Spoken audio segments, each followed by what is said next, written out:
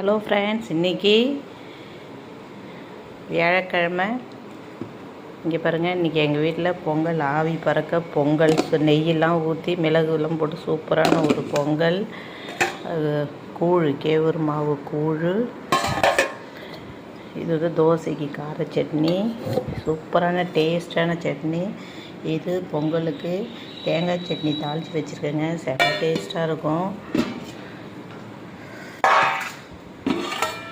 இது வந்து தயிர். இது வந்து பழையதுங்க. இதுதான் தயிர். இவ்வளோ ஐட்டம் இருக்குங்க. உங்களுக்கு யாருக்கெல்லாம் வந்து இந்த ஐட்டம் காலையில் சாப்பிட பிடிக்கும் கமெண்ட் பண்ணுங்கள். பழையதா, இல்லை இது வந்து பொங்கலா, இல்லை இது வந்து கேவுரு மாவு கூழா?